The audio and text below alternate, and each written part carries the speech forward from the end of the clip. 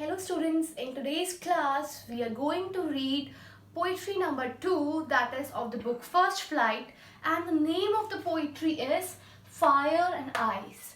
When you see this, when you have a first glance at the title, what do you understand? I'll tell you, fire in this poetry stands for desire. Fire stands for desire and ice stands for hatred.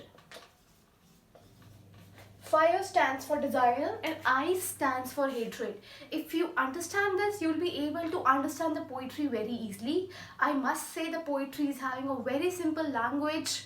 It's written in a very simple language with profound idea and serious undertones of destruction. It talks very simply, but it talks about destructions. So it talks about a dystopian world. It talks about marching towards doomsday.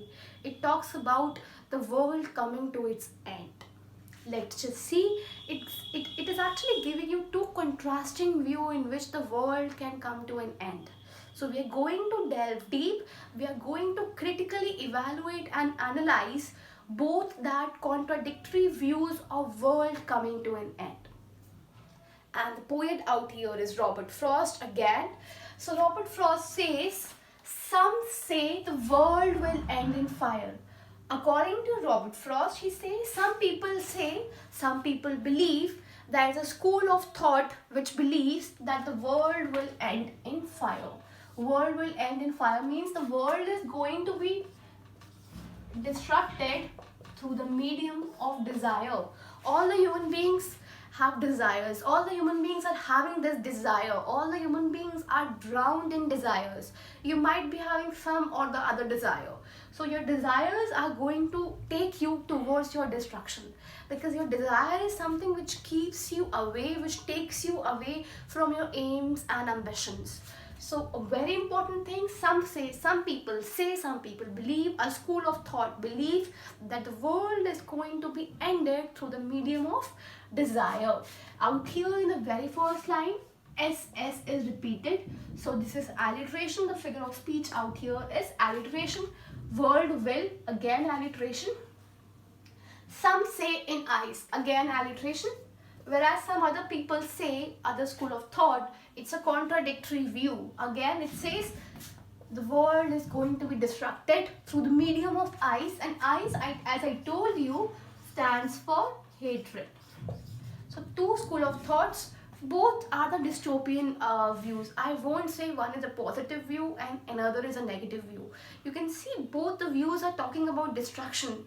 Both the views are dystopian in nature. Both the views talks about hopelessness. Both the views talks about world coming to its end. The only difference is there are two mediums of the world coming to an end. One is fire, desire, and another is ice, hatred. Next it says, from what I have tasted of desire. So Robert Frost says, what I have tasted, what I have, according to my exposure, the life that I have lived, as per my experience, I think I have tasted of desire. As per my exposure of desire, I hold with those who favor fire. He says, because I have experienced desire, I have experienced this, and he says, as per my opinion, desire is more dangerous than hatred. He says the world is going to be destructed through the medium, according to him, the world is going to be destructed through the medium of fire, which stands for desire. And it says, I hold with those who favor fire. He's going to support the opinion of those who favors fire, because he knows that the world is going to be destructed through the medium of fire. Again, FF is repeated. So this is actually again alliteration out here. So now we're going to go ahead and read the second stanza of the poetry to understand it more. So all of you understood the first stanza, which talked about fire as a medium to destruct the world. In second stanza, the poet is going to give the view which is contrary to fire, that is ice. Let's just delve deep. It says, but if it had to perish twice, if the world, it stands for the world, if the world has to perish twice, perish means destruct, to die.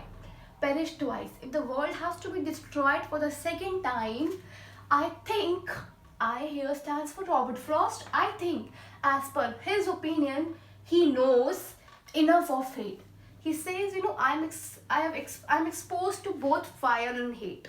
My first priority is fire for the medium of destruction. But if in case the world has to be destroyed for the second time, I think I know enough of hate. One very important thing I would like to highlight here is, can you see if and it are here, this is assonance, the repetition of vowel sound I in a group of words. So when I is repeated, if it, to give a musical impact. So this is assonance out here.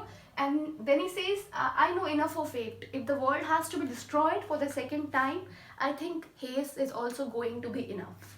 And then it says to say that for destruction eyes is also a great and would suffice.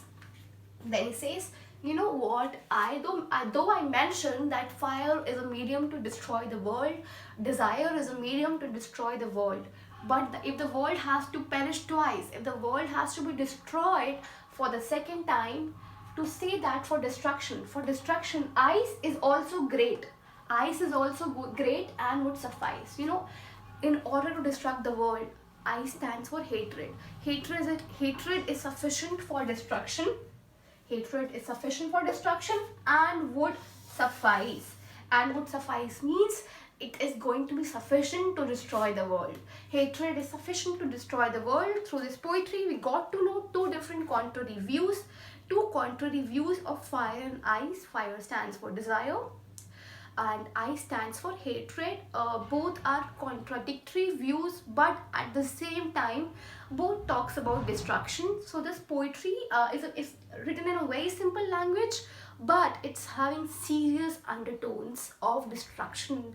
It talks about a dystopian idea of how the world is going to be marching towards doomsday. It talks about end. So I hope you guys understood this poetry. For more such videos, make sure you like, subscribe and share. Thank you.